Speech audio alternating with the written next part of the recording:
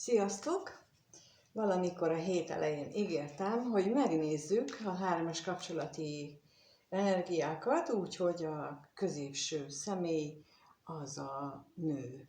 Mert hogy tényleg nem egy elképzelhetetlen variáció, és akkor most megnézzük, hogy erre mit mutatnak az energiák, hogy ebben az esetben ki hogy áll egymáshoz, mit csinálnak, mit gondolnak, mit éreznek. Úgyhogy megnézzük, és tudjátok, ugyanezt a kirakást lehet kérni egyéniben is, ahol a ti energiátokra csatlakozom rá, nem az élethelyzetetekre, az energiára. És az a kettő nagyon nem ugyanaz, mert hogy nem is tudunk róla egyébként, hogy milyen energiában vagyunk általában, és ezért nagyon eltérő lehet, de ezt majd külön meg tudjuk beszélni, szóval a leírásban megtaláljátok az elérhetőséget, hogy hol lehet erről érdeklődni nálam, és akkor bele is kezdünk ebbe a különleges, mert hogy ilyet még nem csináltam, vagy legalábbis nem mostanában, amikor a középső személy az nő, és neki vannak kapcsolatai. Ebben a kapcsolatában ő együtt él a társával, a mindennapjait ők együtt élik meg, és ebben a kapcsolatában pedig nem él együtt, de valami mégis összeköti őket, valamilyen energiaszál, valamilyen kapocs ott van közöttük, amitől még működik az a kapcsolat, vagy nem csak attól működik, hanem mástól is. Nos, akkor megnézzük először az a kérdés, hogy mi újság abban a kapcsolatban, mi a helyzet, mit lehet tudni a kapcsolatról, amelyben a középső személy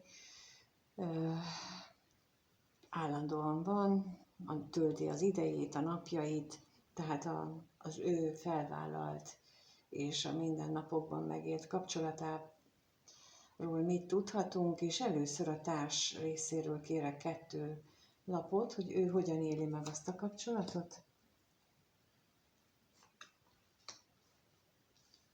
És a középső személy hogyan éli meg a társsal való kapcsolatot.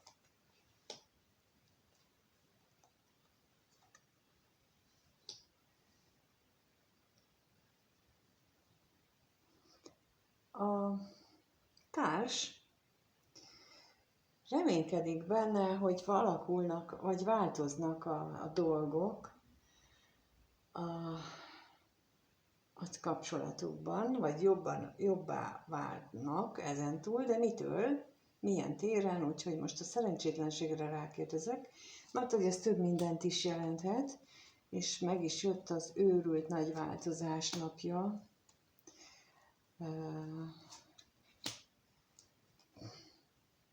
és a reményre is kérek.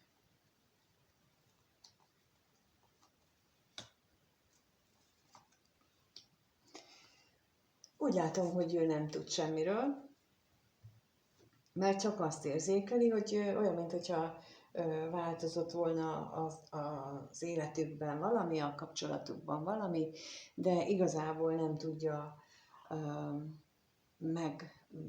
megnevezni, elmondani, hogy mi az, amit érez. Azt is látja, hogy mondjuk az elköteleződés, a kapcsolatban egymás iránti elköteleződés az hát talán jobb lesz, mondjuk így. De ez lehetséges, mert hogy arra azért nem kaptam választ, hiába kértem rá. Lehetséges, hogy arról is van szó, hogy nem csak általában véve a kapcsolat változott negatív irányba, hanem a kettejük testi kapcsolódása is úgymond ritkább lett, vagy rosszabb minőségű lett, és abban reménykedik, hogy akkor ebben pozitív változás fog történni, hogy ez csak egy átmeneti állapot a mostani, és akkor valami baja lehet a párjának. Párja viszont úgy látom, és ebből gondoltam, hogy azért ez is, meg az is lehet, hogy a középső személy így a vágyait tekintve hát eltávolodott ettől a kapcsolattól. Lehetséges, hogy ez az eltávolodás, ennek akár egy ilyen munkakapcsolat is lehet az oka, ami miatt itt benne ez folyamatosan létrejött, vagy folyamatosan kialakult ez az eltávolodás, aminek az energiáját érzi a társa, de ő nem hiszem, vagyis a lapok alapján nem látom, hogy ő ezt így tisztában lenne vele. És akkor a katonatisztet kérnék szépen. Arra kérek plusz lapot, és hogy mit jelent itt. És a vágyra is kérek.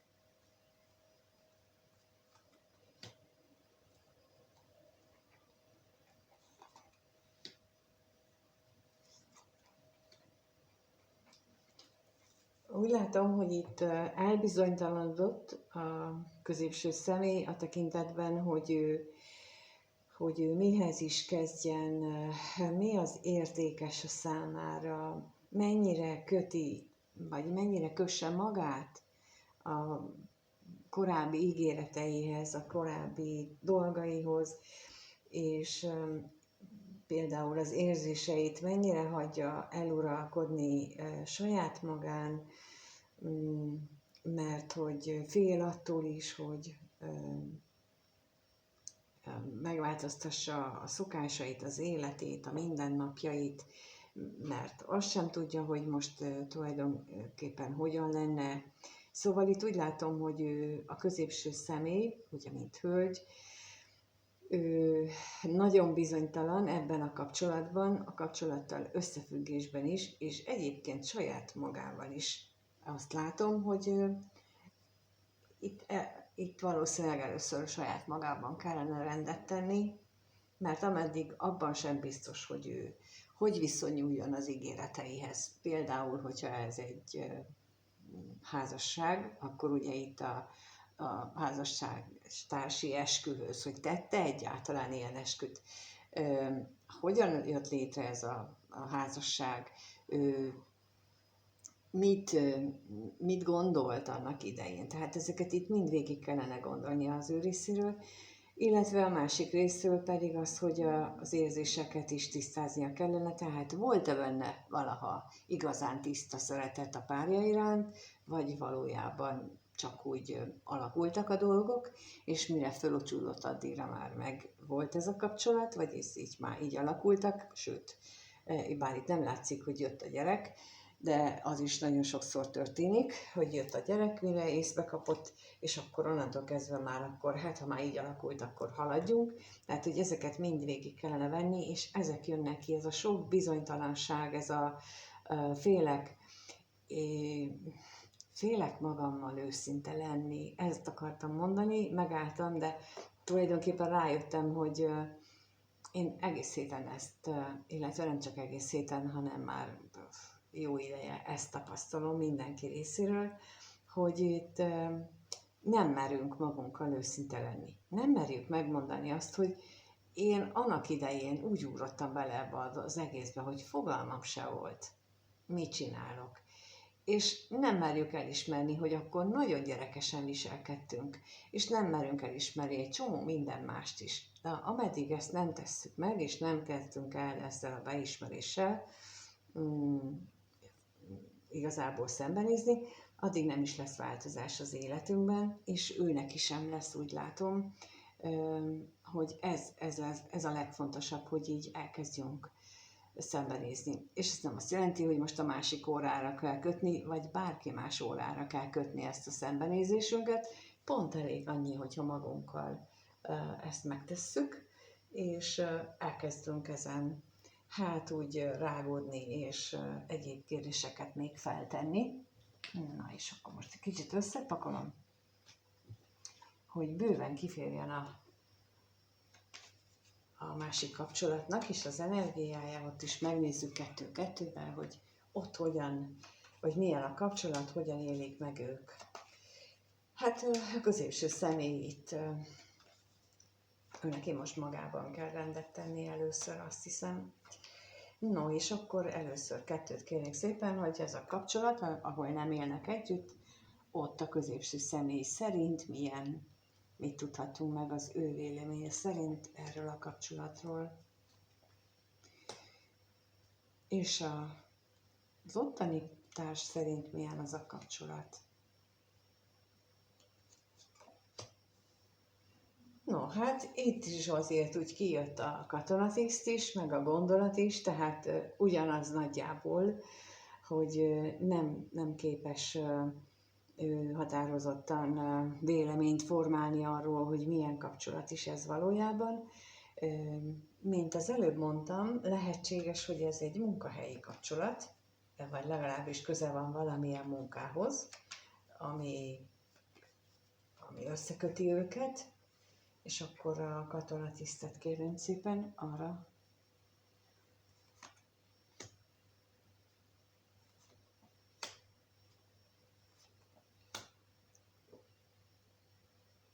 És a gondolatra is kérek.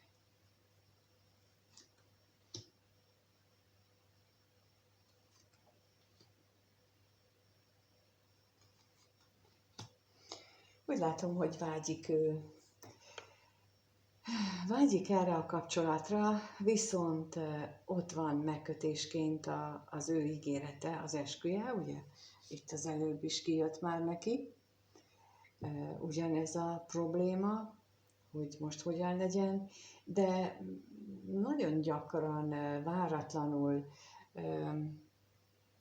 jönnek fel benne ezek a kétségek, ezek, amiket itt az előbb részleteztem, hogy milyen kétségei lehetnek, meg hogy ő mit csináljon, és hiába vannak benne itt a vágyai, ezek a kétségek hirtelen feljönnek, aztán elbizonytalanítják, hogy hát én akkor mégsem, meg egyébként is itt ilyen, hát az ő részéről úgy látom, hogy itt a bizonytalanság uralkodik. A másik félnél pedig itt a féltékenység és a tolvajból az a kétséget érzem, hogy megmeri-e lépni. Ez a mondat jön most, hogy vajon megmeri-e lépni, hogy azt a másik kapcsolatot ő felbontja. Olyan, mint hogyha ez a harmadik fél, ő arra várna, hogy a középső személy lépjen. De akkor a féltékenységre kérnék szépen, hogy mit jelent itt ez a féltékenység.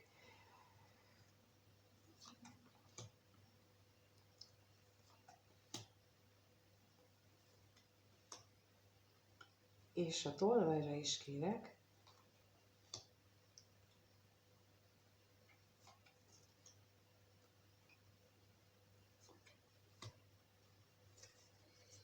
Hát itt azt mutatja, amit mondtam az előbb, tehát, hogy ő kimere lépni abból a másik kapcsolatból, viszont az látszik, hogy fél ez a harmadik személy, félelmet érez azért, ami benne van, és lehetséges, hogy ő erről nem is beszél, hogy ő milyen mély érzéseket táplál. Lehetséges, hogy ezt még nem is mondta el a középső személynek. Olyan, mintha ezt csak belül élné meg, és eljátsza a nagyon türelmes partnert szerepét. Ez érdekes itt most, ami eszembe jutott, hogy ő ezt játsza el, a türelmes partnert. És az jutott eszembe egyébként, hogy az ikerlángoknál nagyon fontos az egyik fél részéről, a kevés, vagyis a fejlődős fél részéről, hogy türelmes legyen. Ő neki az a fő feladata abban a kapcsolatban, hogy türelmes legyen a másikkal szemben is. Ez jutott eszembe, hogy itt milyen érdekes, hogy ez jött ki. Na, akkor megnézzük azt, hogy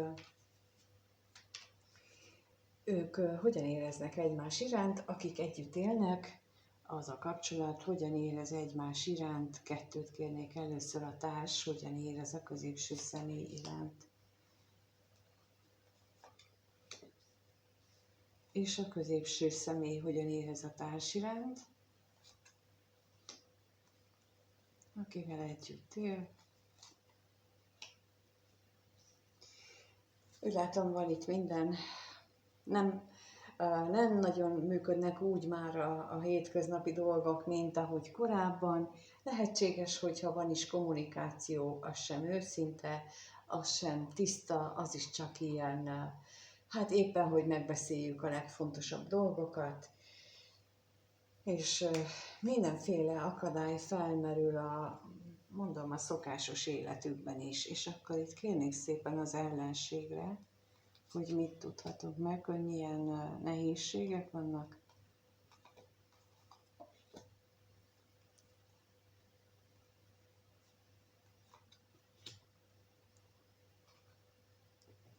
És az örvendezésre is kérek.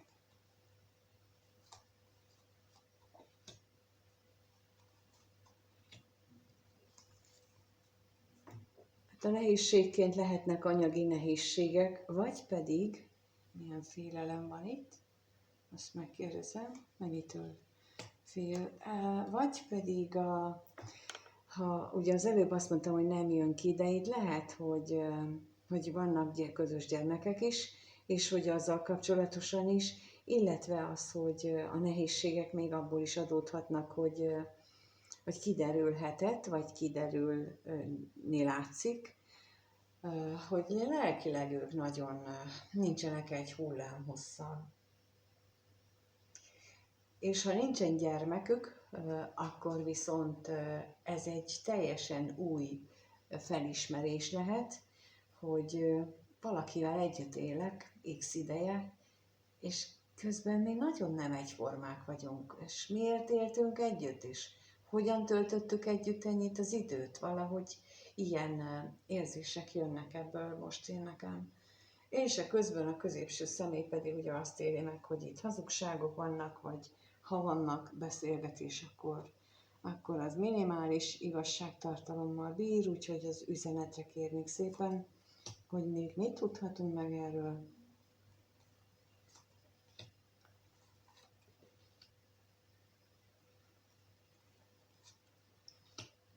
És a hamisságra is kérek.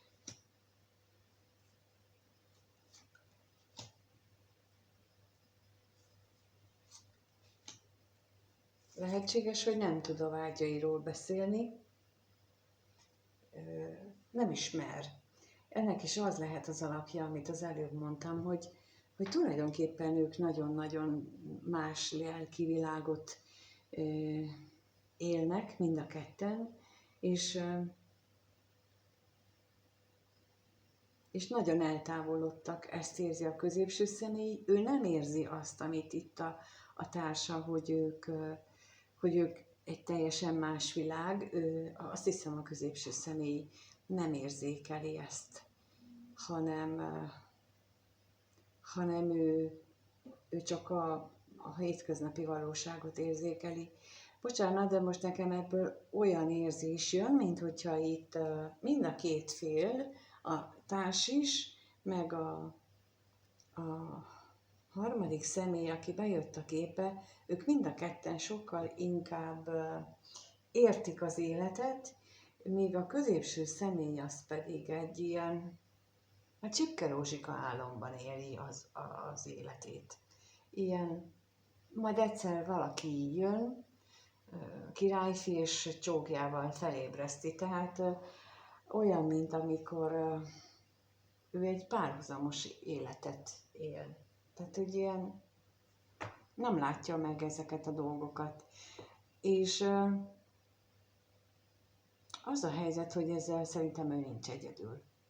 Nagyon sok nő, de hát biztos férfi is, de abból szerintem nekik egy kicsit racionálisabb a gondolkodásuk, ezért ők jobban is a világot figyelik, de a nők sokkal inkább hajlamosak lehetnek arra, hogy a gondolataikkal, meg az érzéseikkel ruházzanak fel dolgokat, és úgy ne is vegyenek róla tudomást, hogy azok milyenek valójában.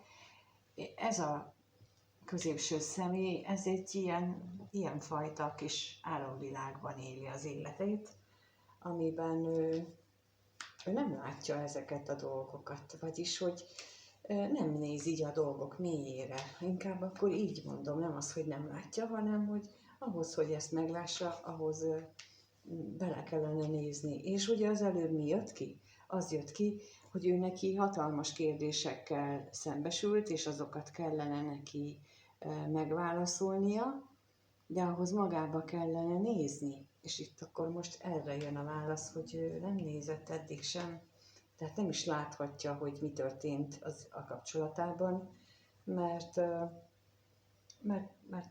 nem így élt. Valószínűleg olyan volt, hogy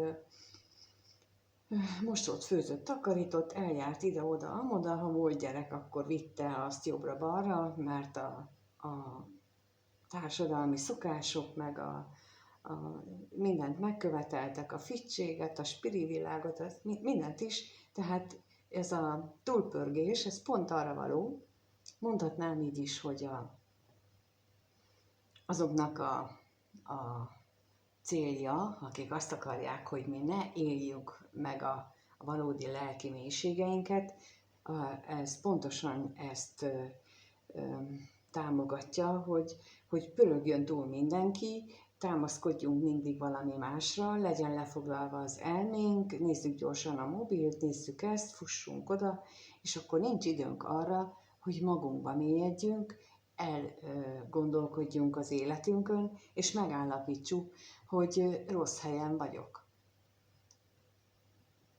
És ráadásul ugye ehhez, hogy ezt megtegyük, ehhez a saját magunkkal is szembe kellene nézni, úgyhogy duplán akadályoztatva vagyunk mindenki, férfi és nő egyaránt, hogy a belső világunkat, illetve az életfeladatunkat megtaláljuk, mert van a belső ellenállás, belső küzdelem, a sötét énünk, akit a pszichológia így nevez, hogy az árnyékénünk, és van a külső, akik meg ugyanezt csinálják, mint az árnyékén, hogy tereli folyamatosan a figyelmünket arról, hogy ne foglalkozzál már te magaddal, éld csak az életed, nincsen más dolgod, csak örüljél, bulizzál, menjél, de ahhoz, hogy valóban meglássuk, hogy mi történik, ahhoz viszont le kell lassítani, és befelé kell nézni, és ő ezt nem csinálta meg, és most ébred rá, és amiért nem csinálta meg, ezért nem érti, hogy mi történt a házasságában. És ez minden egyes emberrel így van, aki egyszer csak fölébred arra, hogy a másik személy pakolt és elment. Mindenkivel ez történt.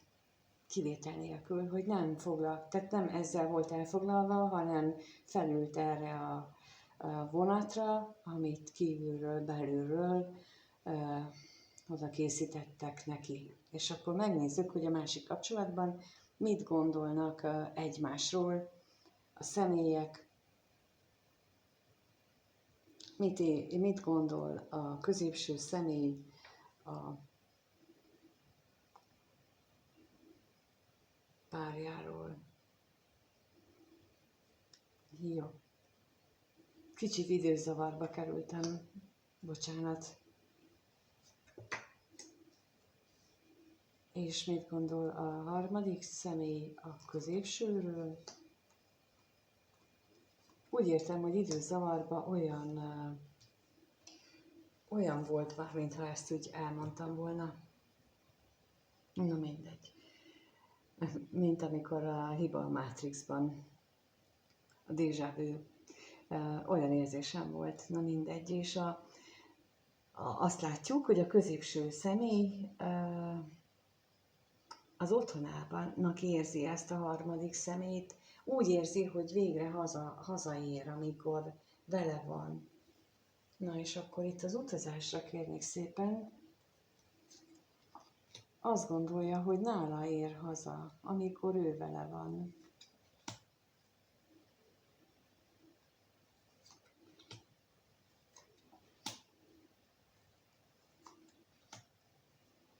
És a házra is kérek.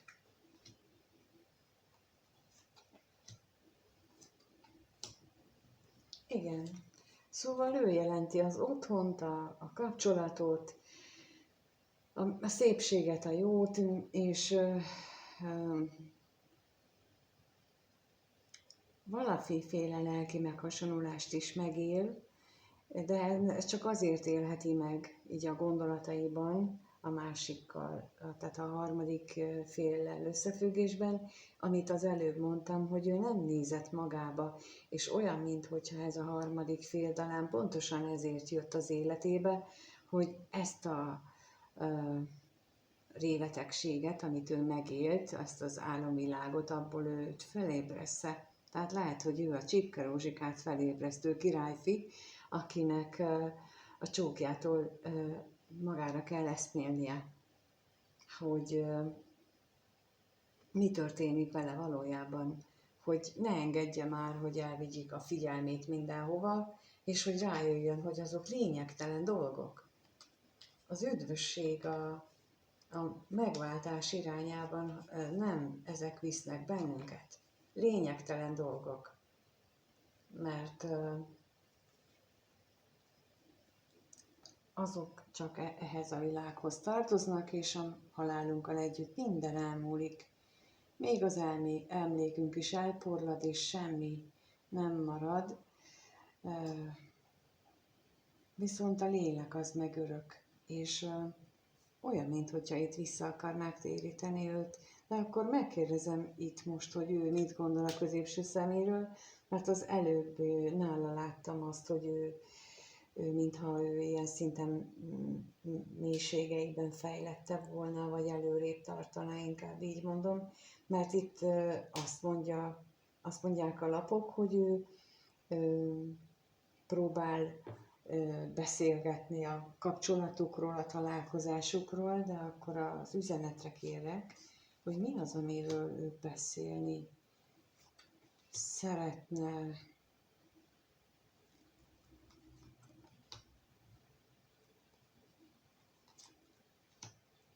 És az látogatásról is.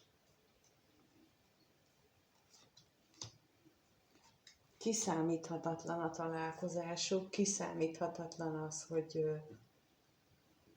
tulajdonképpen mi történik kettejük között.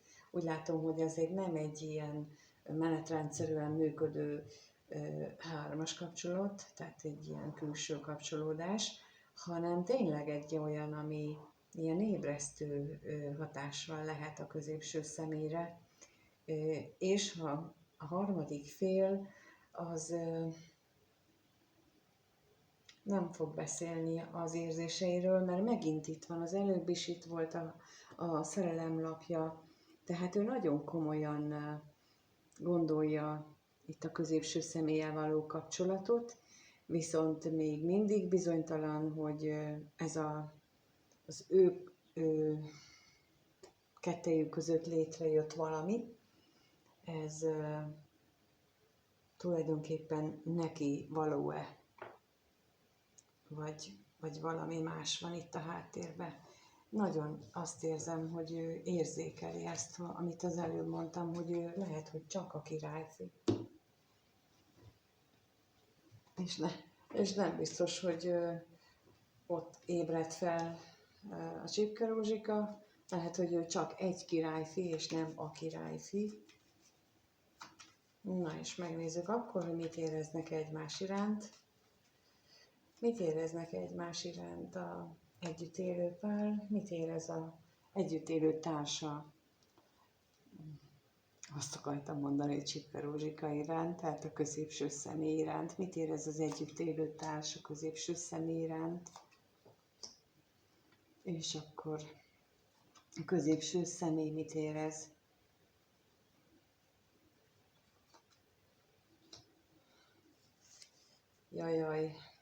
Jajjaj, a látogatásra kérnék szépen.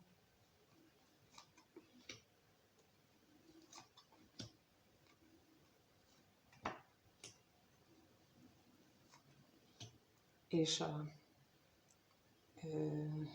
kevés pénzre is kérek.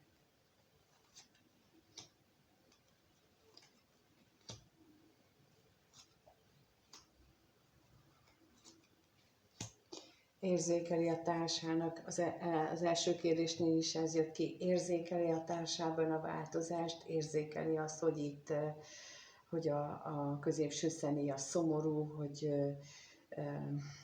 nem tud rá figyelni, azt is valahogyan már tudja, hogy nem szereti, illetve hogy elmúlt már az a szerelem, vagy a szeretet, amit ő korábban mutatott iránta. Abban sem biztos, hogy a hűsége megvan még, mert ugye itt nagyon is jön a hármas kapcsolat energiája, tehát ő mintha ezt érezné, vagy legalábbis a gondolataiban már megjelent az, hogy lehet itt szó harmadikról, de érzéseiben mindenképpen ott van, és ez mondjuk nagyon is lehetséges azután, amit az előbb láttunk, hogy ő hogyan látja a középső szemét, még a középső személy úgy érzi, hogy nem lehet vele beszélni, mármint a társal, és akkor a tolvajra kérek.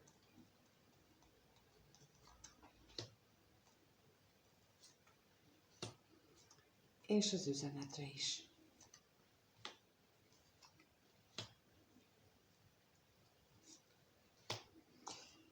És itt azt gondolom, hogy ő nagyon elgondolkodik, hogy vajon miért nem tudnak ők egymással beszélni, reménykedik abban, hogy valami változik, kedvezőbben alakul majd,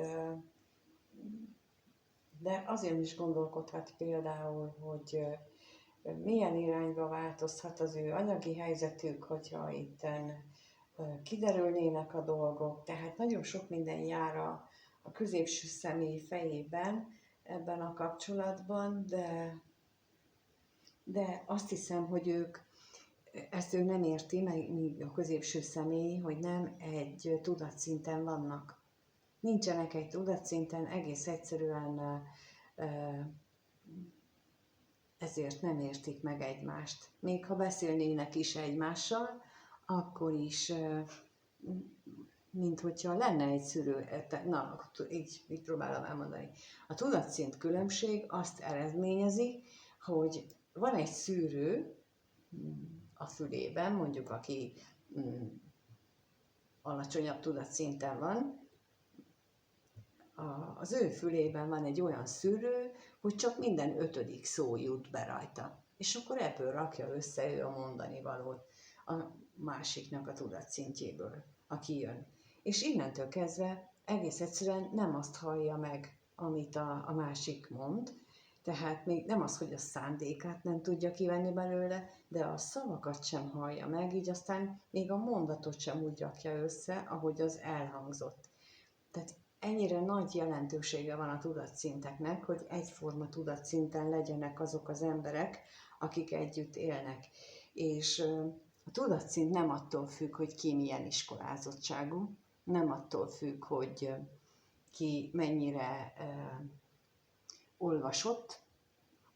A tudatszint attól függ, hogy ki mennyire kezdett el önmagával foglalkozni, és mennyire érti meg az ő tetteinek a hátsó, vagy mögöttes tartalmát, az ő tetteit, és minden más egyebet.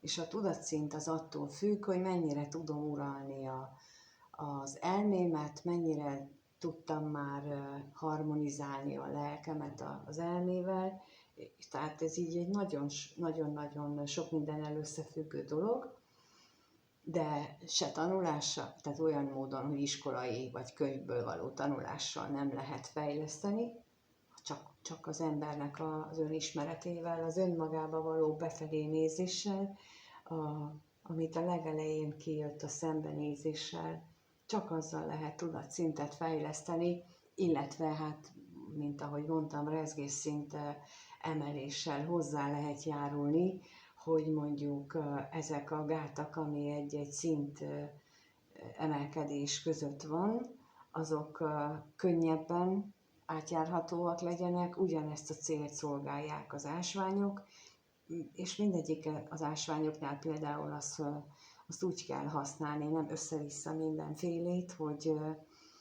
mit akarok éppen elérni. Tehát nem mindegy, hogy most egy ilyen szodalitásvány van a kezemen, és a jobb kezemen van, és az sem mindegy, hogy a bal kezemen meg milyen ásvány van, mert mindegyiknek más a hatása is, mind a kettőnek a rezgése, ugyanazzal a rezgés tartománnyal dolgozik mondjuk, mint a rezgésszintemelés, és akkor ezzel lehet segíteni a tudatszínnek a változását, de sok minden mást is lehet vele segíteni. És ez mind egy ötlet volt, hogy hogyan lehet csinálni, de neki, a középső személynek ez a problémája, hogy nem is értik egymást, mert nincsenek egy szinten, ilyen szempontból nincsenek egy tudatszinten. És akkor megnézzük, hogy a középső személy a harmadik féle iránt mit érez? Mit érez a harmadik fél iránt? És a harmadik fél a középső személy iránt. És a látogatásra kérek.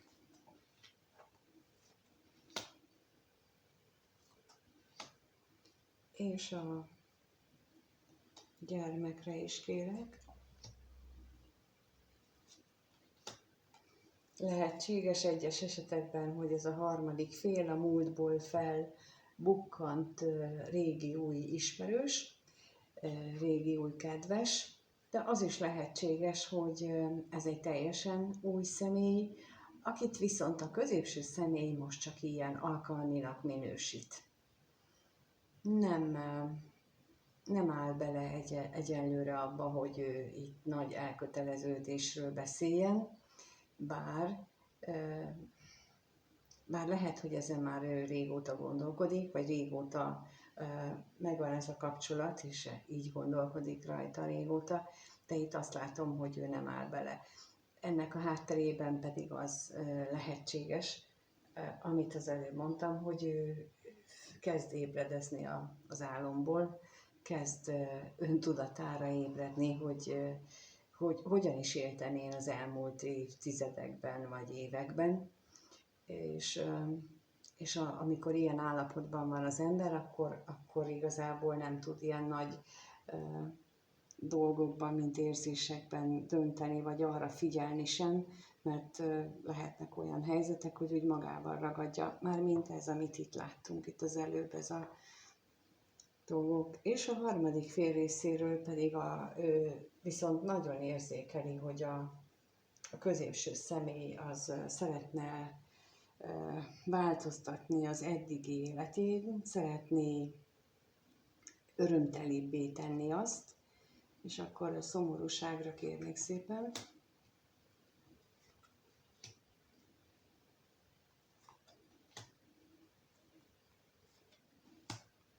És a reményre is kérek.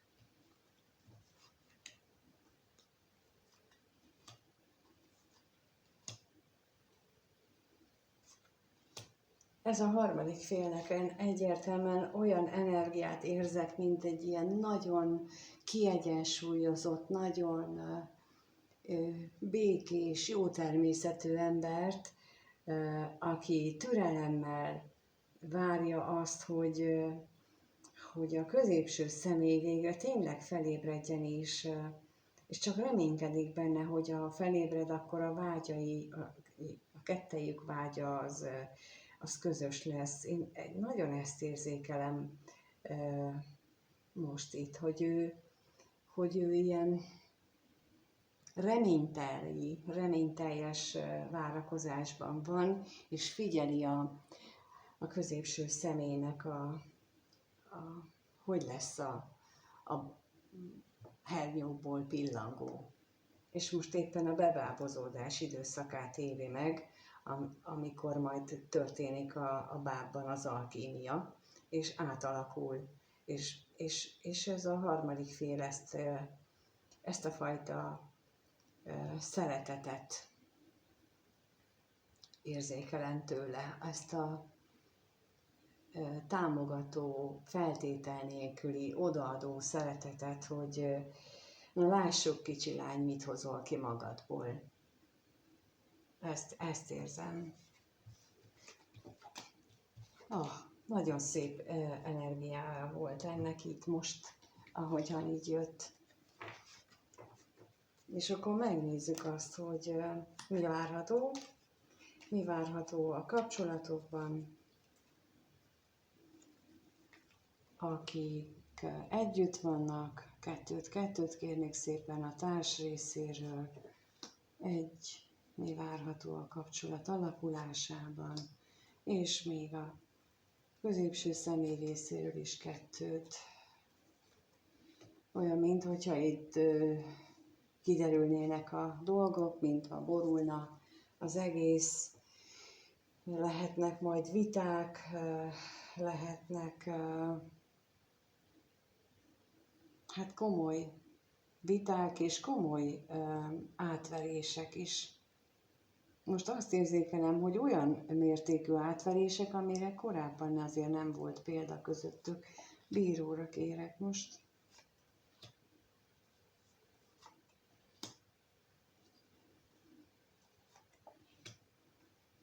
És a bosszúságra is.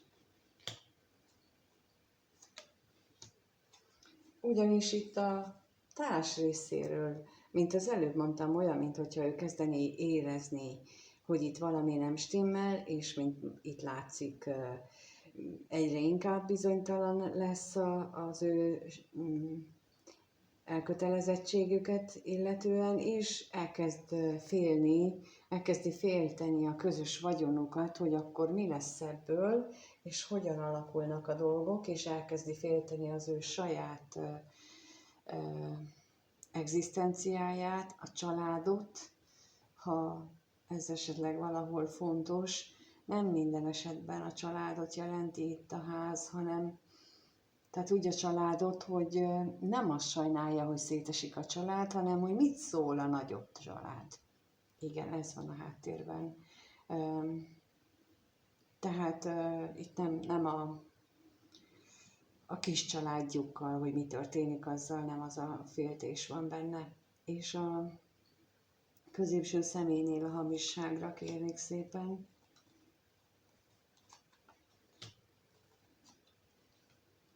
És a gyermekre is kérek.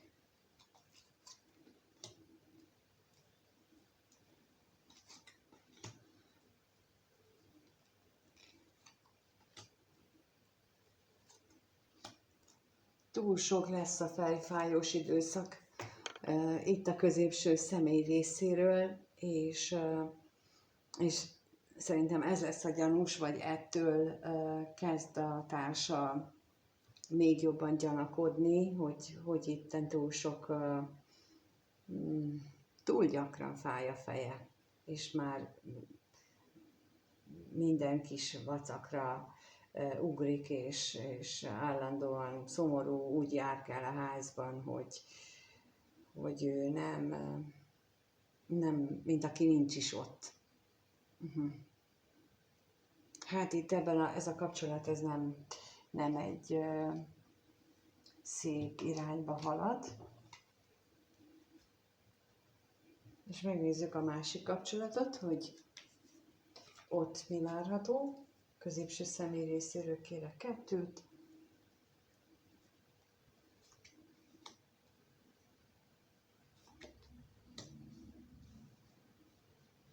És a harmadik fél részéről is kérek 2. Látszik, hogy a középső személynél nagy változások várhatók, és akkor a halálra kérek. A halálra kérek szépen. És a bíróra is kérek.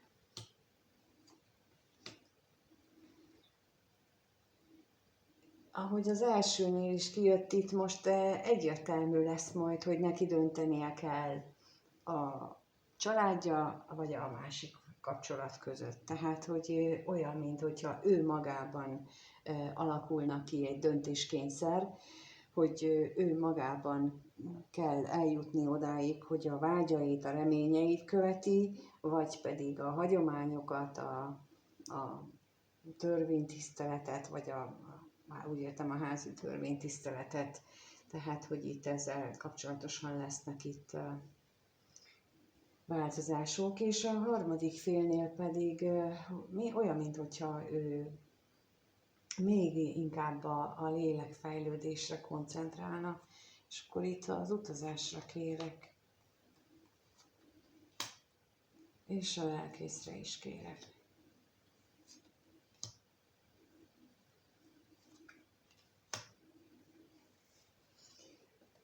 Szívébe zárja az érzéseit, mint ahogy mondtam az előbb a gondolatoknál, hogy lehet, hogy beszélne arról, hogy valójában milyen mély érzések vannak benne, de úgy látom, hogy nem fog, bár azok is elég mélyek benne, és tulajdonképpen ő megtartja magának azt, amit az előbb mondtam, hogy ő távolból figyeli, hogy hogyan változik ez a középső személy ilyen, tényleg ezzel a nagyon,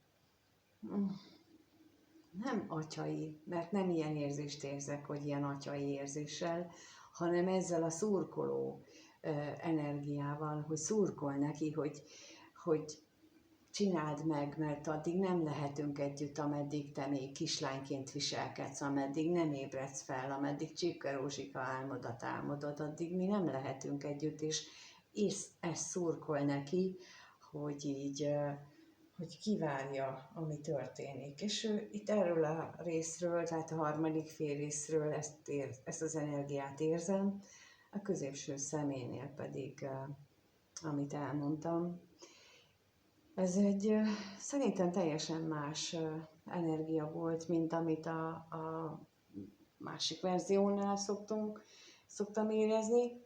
Remélem, hogy ennek kapcsán is egészen más dolgokról beszéltem, vagy hát van hasonlóság, meg van összefüggés a másik vetésekkel is, de remélem, hogy ez hasznos számotokra. Aki megnézi, biztosan van, mert ha ide találsz erre a videóra, az azt jelenti, hogy neked is van benne legalább egy mondat, amit jó lenne, hogyha hallanál, és aztán, hogy majd mit kezdesz vele, akkor ez rajtad múlik.